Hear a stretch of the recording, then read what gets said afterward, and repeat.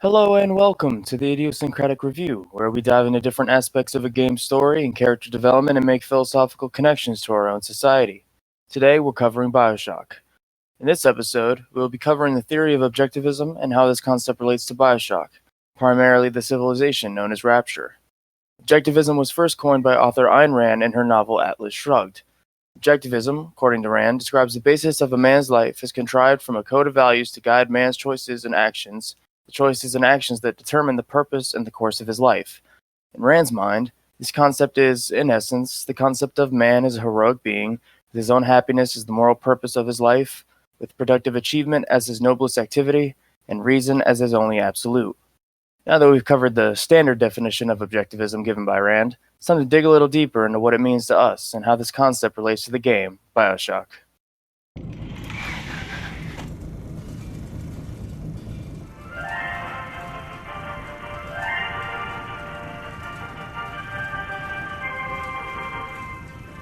I am Andrew Ryan, and I'm here to ask you a question. Is a man not entitled to the sweat of his brow? No, says the man in Washington, it belongs to the poor. No, says the man in the Vatican, it belongs to God. No, says the man in Moscow, it belongs to everyone. I rejected those answers. Instead, I chose something different. I chose the impossible. I chose rapture. Alright, so let's get things started. Once again, my name is Joseph. I'm Casey. And today we're going to be talking about objectivism and the concept's appearance within Bioshock. So first, before we get into it, I just want to get a quick opinion from both of us on what we think of this concept. Casey, why don't you go first? I don't think it's a very good philosophy. I think it makes for an interesting read, but I don't really put too much weight behind it.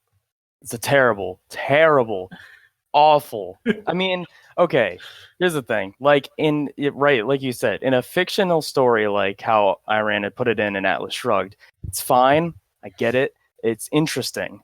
But in real life, it's just not going to work. Everyone being a total scumbag and only worrying about themselves, it's not going to turn out well. And a prime example of it turning out exactly like that would be Rapture in Bioshock.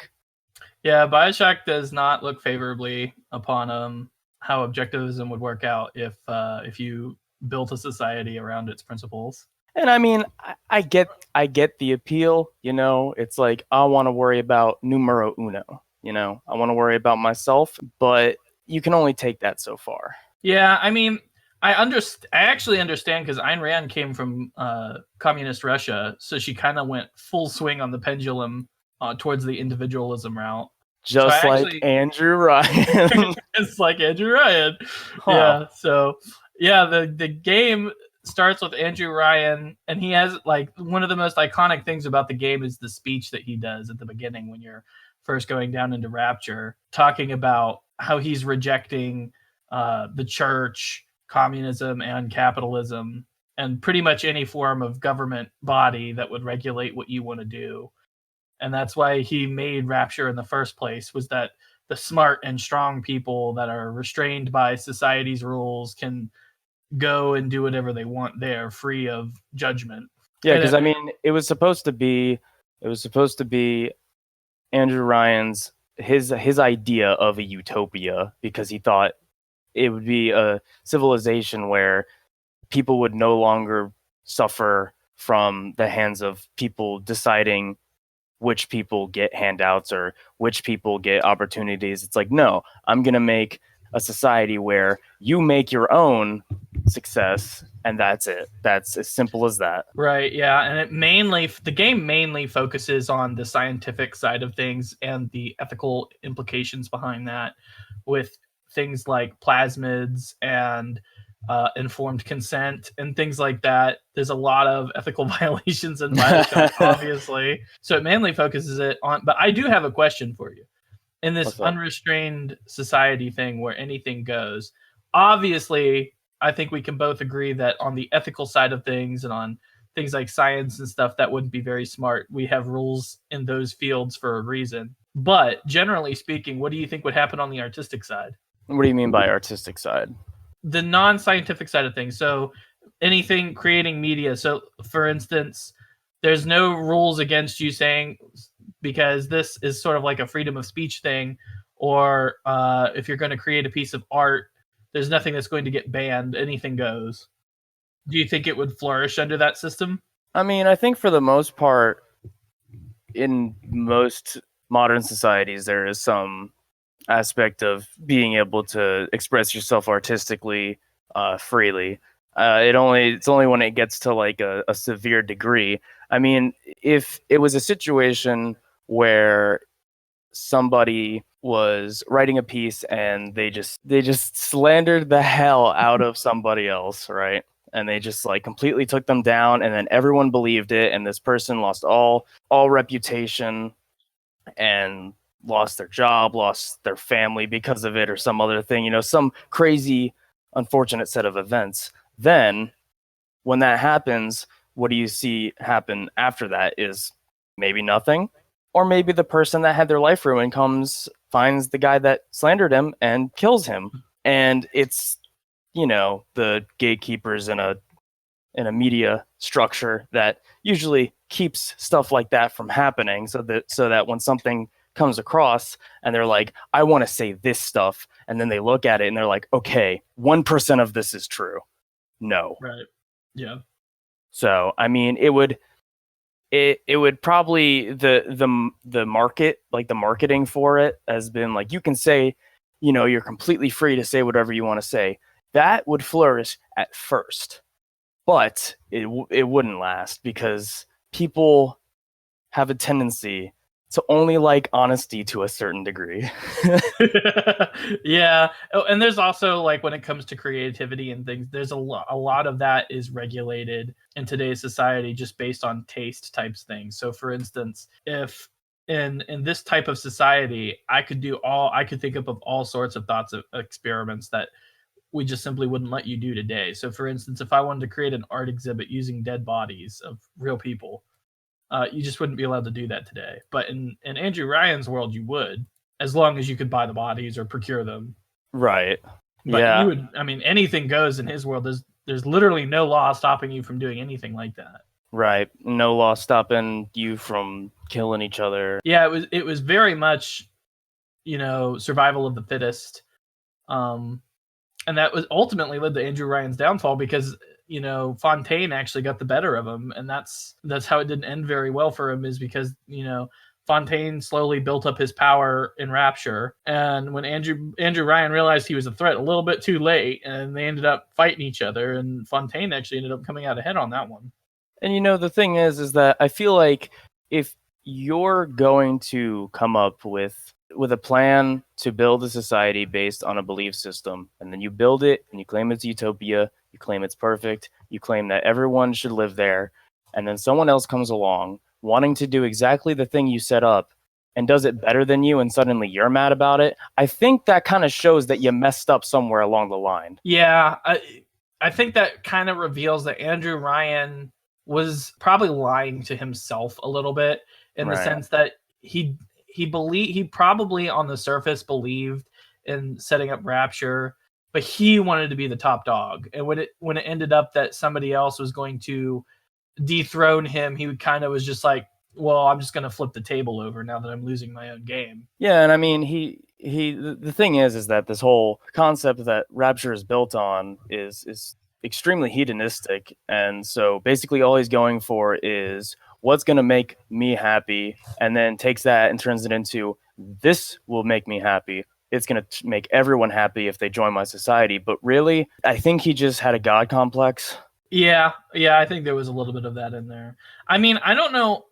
It's strange. This philosophy is a little bit strange because, I mean, from the beginning of time, at least as far as we know, we've always been these social animals. We evolved in packs, working together and helping each other, even as far back as nomadic caveman times. There's never been, at least not that I'm aware of, there's never been a case where we've been solitary creatures that just survived on our own. and we only showed up to have children, and that was it. We've always traveled together in groups and worked together. So I don't fully understand why people seem to think that you can create a society based on looking out for yourself. It seems to be a little bit of an oxymoron in that respect. Right, and I mean we can talk about the downfalls of both individualistic ideas and collectivist ideas. There's definitely flaws to both of them, which is why I think people generally tend to meet somewhere in the middle where it's like, you know what, you should care about yourself. However, you should also not be horrible to other people. Right. Well, there's definitely a balance to be struck there Right. between those two ideals, and you can get some really nasty outcomes between the both of them. And this one is super hardcore towards the individualism side. So, yeah. So, specifically in Rapture, it mainly focuses on the scientific side of things, and it's probably, if I had to guess, if you did model a society where there were no more ethical rules whatsoever, and you just let scientists do whatever the hell they wanted, you probably would get some amazing scientific inventions out there if you just chucked the rule book out the door. But we have those scientific rules for a very good reason, and it's not entirely clear that you wouldn't be able to you might be able to get to those inventions and discoveries faster if you didn't have any rules, but it's not clear that you wouldn't be able to get them ever with self-imposed constraints like that. And I mean, it's even more present when you just look at it on a basic ethical level, because I kind of want to read off something. So the concept of ethical egoism, so basically what it says is, it's kind of along the same lines, is something is ethically right that promotes one's own self-interest. So one of the main arguments, which is kind of what we've been talking about against it, is that if an ethical theory requires killing, rape, or theft just because it maximizes self-interest, then the theory just cannot be true, because I think everyone around the world can agree that, like, probably shouldn't kill each other, probably shouldn't assault each other, you probably shouldn't steal from each other, like those kinds of things. Yeah, so if you have a society that permits things like that, then you have to have some level of trust that when you are around other people that you're not going to be murdered because you're holding something that somebody else wants. Right, but then that's nothing but a flimsy social contract. Well, true, but that's what we have today. There's nothing stopping me from going out and murdering somebody if I want. Other than you agreeing with a better majority of people that it is morally wrong to do so. Right. Which is just an unspoken agreement between all of us. Unless you're Andrew Ryan, which apparently he really wants this whole crazy civilization. I mean, the thing is this is the best argument for ethical egoism. So this might be something that, like, Andrew Ryan would try to, if he was in an argument and he hadn't killed the other guy sitting in front of him yet for saying these blasphemous things, then he might have said something like this. So it goes, if you are morally required to do something, then you have good reason to do it. Okay. If there's good reason for you to do something, then doing it must make you better off. Therefore, if you are morally required to do something, then doing it must make you better off. So it's kind of just saying, like, I did this thing. I'm morally required to do it. I had a good reason. What's your good reason? It made my life better, and that's it. That's all the argument is, really. So, but I mean, the biggest argument for them is the fact that they're kind of just saying that it's like there's no objective moral, like, and that's a whole another argument, is that there's no objective moral code. But that's the only thing that they can really cling to, is like, it's all subjective. This makes me better off, so it's got to be the right thing to do. Yeah, the Rapture is actually sort of a well done thought experiment on, well, what if somebody actually went ahead and built the society based around self-interest and just chucking the rule book out the window. And if you go through and you actually read up on the history of Rapture before the events of the game, it looked like it was working for a while. I mean, they had these major scientific, like, life-changing scientific breakthroughs through the plasmids and things like that. They had a booming economy, but eventually when Fontaine came around and there was that power struggle between the two of them, it all just kind of fell apart because of infighting and backstabbing, and smuggling became a real problem. Right, and that was also around the time that plasmids, these things that people could just, if they take this thing, this drug basically, and they just imagine it, then it comes true. And then, of course, demand for that, and then that made Fontaine rise in popularity. But then people, it went down from there.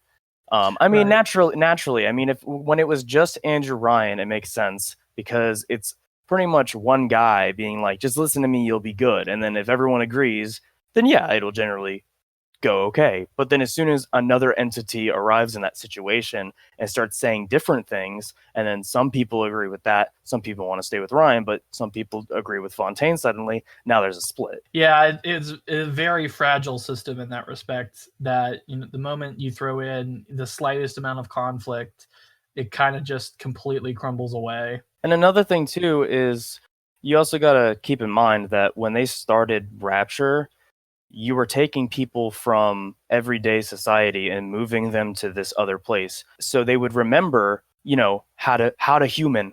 They'd remember how to be a decent person while still in Rapture. They'd be able to do whatever they wanted to do, but they would still Right. feel like moral obligation. But after enough time, It's not even it's not even clear, because you could even say that this is an imperfect experiment because of the fact that these people came from a society where there were morals and different morals and different ethics that they're accustomed to, that they would probably loosely follow even after they came to Rapture.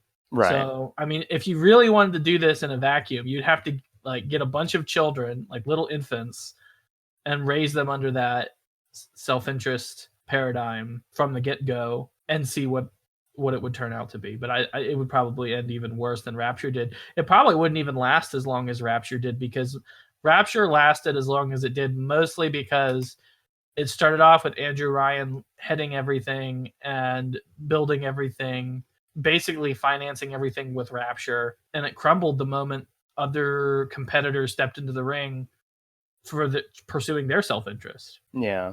It's interesting that you mentioned the children, though. I don't think that this was the case, but was there enough time from the founding of Rapture for there to be a new generation, specifically born in Rapture? I think there might have been. I mean, they had little sisters in Right. the game, so I would think that there had to have been children born and growing up in the society. I'm not sure. I don't remember if they actually do have a time span on from when Rapture was founded to when it fell. So I'm not sure the timeline, how many years it took before it crumbled. But I don't think it was multi-generational.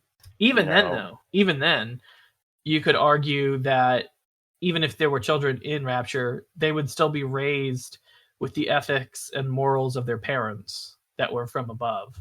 Well, what I was thinking was, yes, that might be true, but at the same time, if you think about how children behave, and I mean, especially I know how I was when I was a kid, and I know how a lot of people were when they were kids, is they generally want to do whatever they want to do. And if big man Andrew Ryan is like, do whatever you want, this is the place. You do everything you want. This is where you have complete freedom. I don't know if they're going to listen to their parents forever. Yeah. You know what I mean? Yeah. But it would also be weird too, because I mean, what if if the parents really take that at heart? It's like, you're going to listen to me, I'm going to cut your head off right here. Maybe. I mean, you could get really messed up. The children might be doing it just because they fear for their lives. Because I mean, it completely changes the way, when you think about how Rapture was run and what would go and what would not go. It completely it completely goes against all of the behavioral norms that we have today. I mean, we have a general idea of how a parent should treat a child when they're trying to get them to behave and whatnot. But in Rapture, no, you're allowed to do whatever you want. Yeah, I mean, I wonder to what extent that was, though, because I wonder if there was at any point if Ryan was like, adults can do what they want, but you know what I mean, still had some semblance of an older society, okay, well, the people that have grown up and are now officially adults can make decisions and do whatever they want. Or if even with adults, if there was some in between, and that kind of takes it to back to what you were saying about at first Rapture was, it was doing all right, and it wasn't until the introduction of Fontaine that things started to go south. And so I don't know if it's just because when Fontaine came in, it was like this very restricted place, at the bottom of the ocean, so that no one could come in and interfere with what was going on. And because of that, it was just like a lot of things could have happened with that.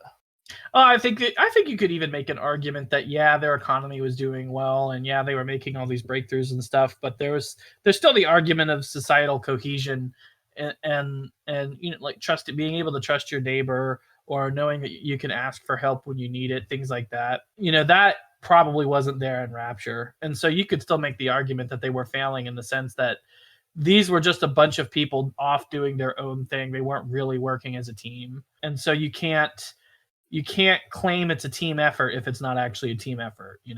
It would be sort of like if you were to gather up all of the Nobel scientists in this in our society, that all work in different fields and don't know each other, gather them all up, say they're a society, and oh look, they were all off doing their own thing, and look at what my society has accomplished. I mean, the thing is like I feel like the idea of Rapture, it could have turned out okay, but there's too many factors that like would have prevented it from it. Like everything would have had to go perfectly in order for this to, like, basically what would have had to happen is pretty much every single citizen would have just had to be okay with everything Ryan said, and Ryan would have to be the only one with any authority whatsoever the entire time that Rapture just went on forever until he inevitably passed away or comes up with some way to live forever, like some bicentennial man situation.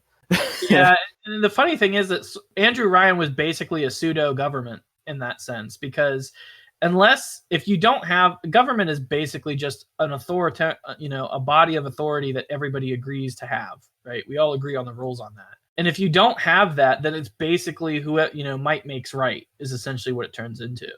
But that in itself is still a form of government. It's just a dictatorship at that point, because I have the ones with the guns. So if you don't listen to me, I'm just allowed to kill you. So, I mean, he still ended up, ironically enough, forming a government that everybody else had to follow. It was just his government. It was just his rules. I guess it really just comes down to him not wanting to be. Him just not wanting to, pay taxes or participate in society at all.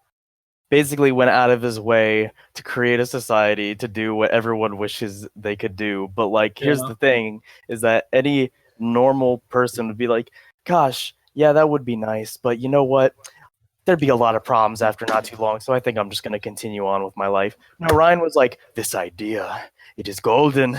I must run with it forever. I mean, it's basically like the billionaire that buys his own private island and then like lives there because he just doesn't want to. He doesn't want to interact with anyone else on the planet. He's just like, nah, I don't have to pay taxes. I live on my own island. Except this did it underwater. Yeah, he's just that crazy neighbor that you just like walk by and you just see him peeking through the door and he just hisses at you. You're like, oh god, it's him again. Yeah, he's just like, the government will control you. It's like, okay, Mr. Johnson, just you keep up with your thing and we'll keep up with ours and we'll be good. Yeah, and I honestly think in the end, before you actually end up killing him in the game, spoiler alert. Good job. I mean, listen, that game is like a decade old. I'm sorry if you haven't played it yet. I don't know what to tell you. I think honestly he was doing self-reflecting on where things went wrong, and I think if he had time to change it, I think he probably would have moved away from what he originally built Rapture to be.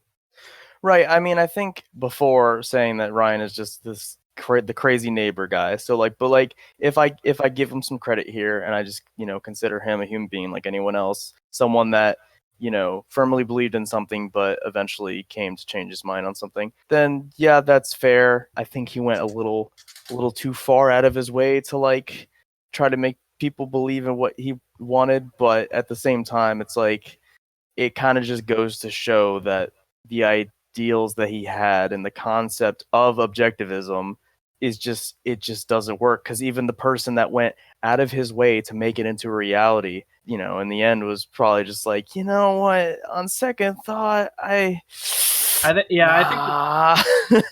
it's just too fragile of a system.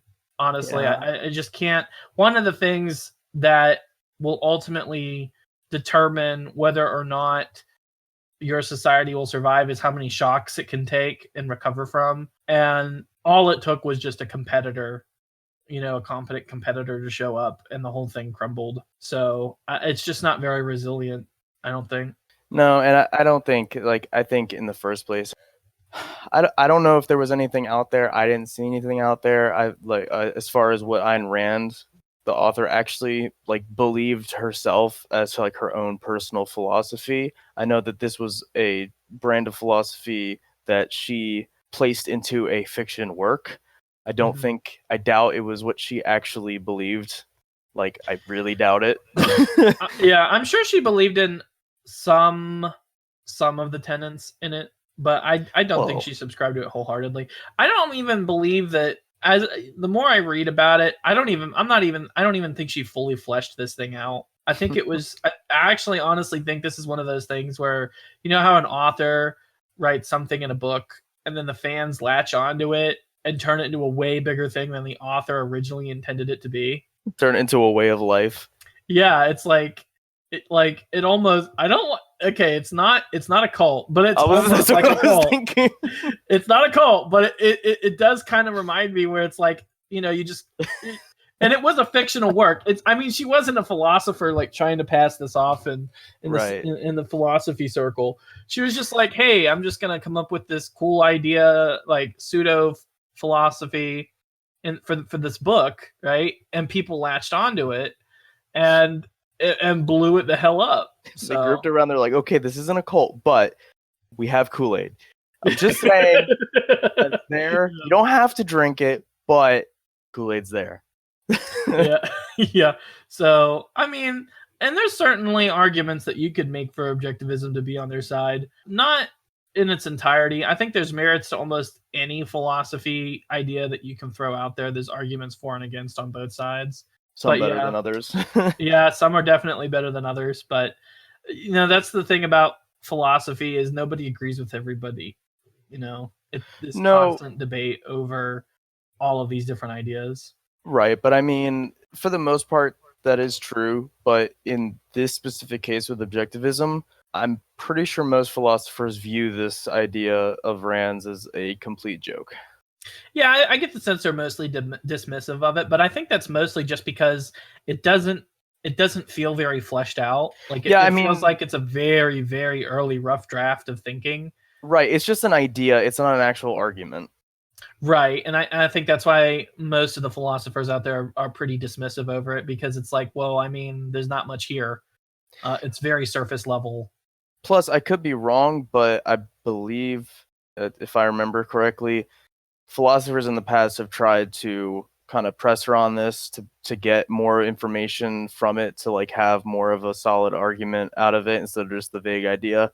And from what I remember, she just never had any interest whatsoever in doing that. Which kind of reinforces what I think she just thought it was a cool idea to put in her book.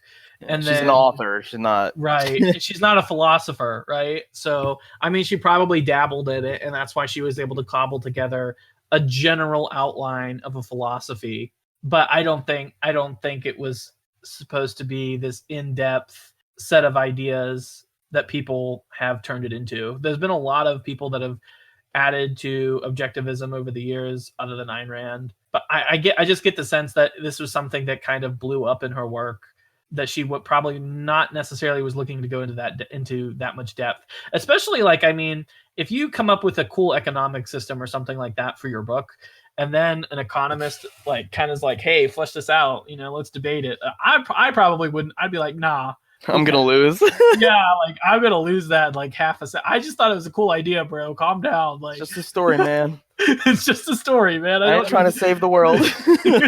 Yeah. So, if an expert comes at you on that, I don't know if I would want to do that either, to be fair. Yeah, I don't think anyone took this concept as something Ayn Rand was super serious about, as just an idea for a story. I think even she would admit that, or at least I think she should admit, if she hasn't before, that it is a very shaky concept, a very shaky type of philosophy to live by. It's nice it's it's a nice idea when you look at it as if it were in a kid's book, kind of one of those things where it's just like the man who did everything he ever wanted. Oh, so inspirational. But then, like, if you really turned it into a whole thing, it's like, oh, this man who did everything he wanted, and instead of like it being the end, it's like he killed his entire family.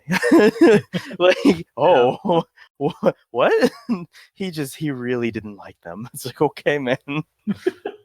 Yeah, I just obviously I would, if I had to hazard a guess, I would say it was the lead designer Ken Levine that he probably read Atlas Shrugged and thought it was a cool idea or something, and then decided to inject the Rapture with this objectivism idea, which is certainly made because Bioshock is one of those games that has Rapture is probably one of the most recognizable locations in all gaming.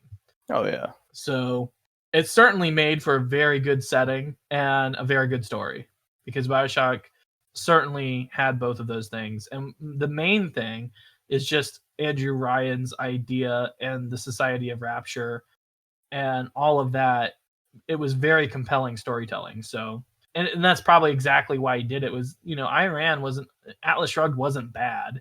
So it probably did exactly what she wanted it to do, which is get people interested. All right, well, I think that just about does it for today. I want to thank everyone for taking the time to watch this. We really appreciate it. And we hope you found what we covered compelling. If you did, feel free to comment below your thoughts on either the game itself or the connections we discussed today. Remember to always keep an open mind, and we'll see you again in the next installment of the Idiosyncratic Review.